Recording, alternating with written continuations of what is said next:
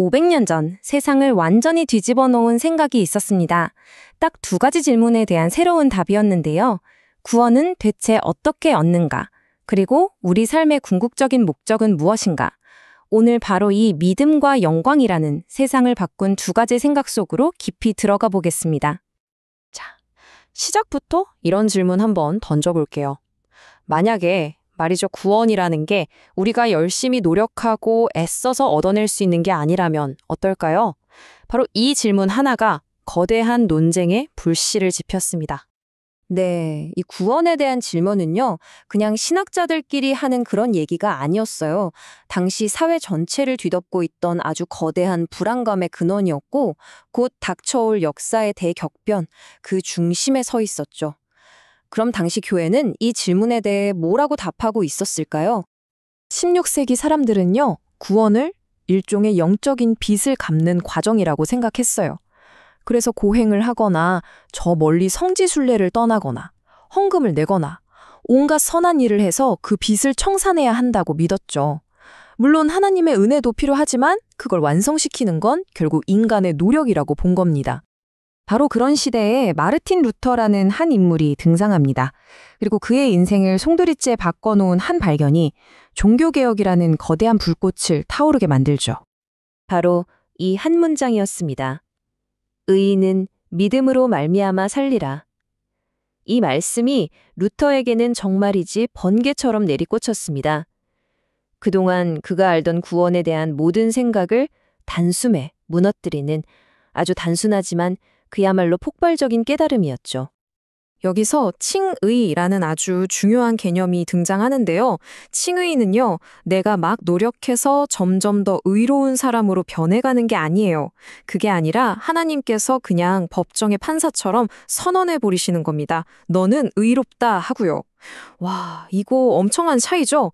내가 의롭게 되는 것과 의롭다고 선언받는 것, 하늘과 땅 차이입니다. 이 표를 보시면 그 차이가 확 들어올 겁니다. 기존의 관점은 결국 나의 공로에 방점이 찍혀 있어요. 물론 하나님의 은혜가 좀 도와주기는 하지만요. 근데 종교개혁의 관점은 완전히 달라요. 내 공로는 1도 없고 오직 그리스도의 공로가 나에게로 그냥 옮겨졌기 때문이라는 거죠. 주체가 인간의 성취에서 하나님의 행위로 180도 바뀌는 순간입니다. 자, 그럼 종교개혁의 첫 번째 핵심 원리인 이 오직 믿음에 대해 조금 더 파고 들어가 보죠. 여기에 생각보다 오해가 꽤 많거든요. 먼저 이거 하나는 확실히 해야 합니다. 종교개혁가들이 말한 믿음이라는 게 구원을 얻기 위해 내가 내놓은 또 하나의 공로나 업적이 아니라는 거예요. 제가 이만큼 믿었으니 자격 있죠? 이런 게 아니라는 거죠.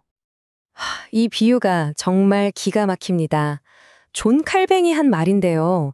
믿음은 단지 선물을 받는 빈손일 뿐이다. 생각해보세요. 우리가 누군가에게 선물을 받을 때 빈손을 내밀잖아요. 그 내미는 행위 자체가 선물을 받을 자격을 만들어주는 건 아니죠. 그냥 받는 그릇일 뿐입니다. 믿음이 바로 그렇다는 거예요. 뭔가를 쟁취하는 게 아니라 그저 받는 겁니다. 그래서 오직 믿음을 오해하면 안 되는 거예요. 믿음은 구원의 원인이 아니라 은혜를 받는 통로, 즉 수단에 불과합니다. 내가 이뤄내는 성취가 아니라 그저 받는 행위죠. 그렇다고 그럼 이제 아무것도 안 하고 놀아도 되겠네?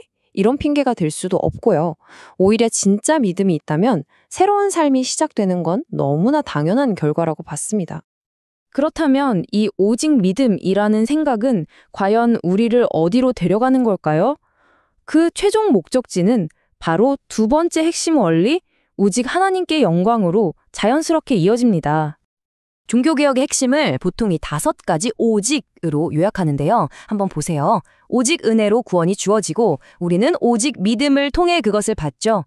이 모든 것은 오직 그리스도 때문에 가능하고 이 사실은 오직 성경에 기록되어 있습니다. 자, 이 모든 화살표가 가리키는 단 하나의 관역, 그게 바로 뭘까요? 오직 하나님께 영광인 겁니다. 이걸 아주 멋진 비유로 설명하기도 해요. 오직 하나님께 영광은 마치 구슬 목걸이에 다른 모든 구슬들을 하나로 꿰는 실과 같다는 거죠. 이 실이 없으면 나머지 구슬들은 그냥 흩어져 버리잖아요. 다른 모든 오직들에게 의미를 부여하고 하나로 묶어주는 최종 원리라는 뜻입니다.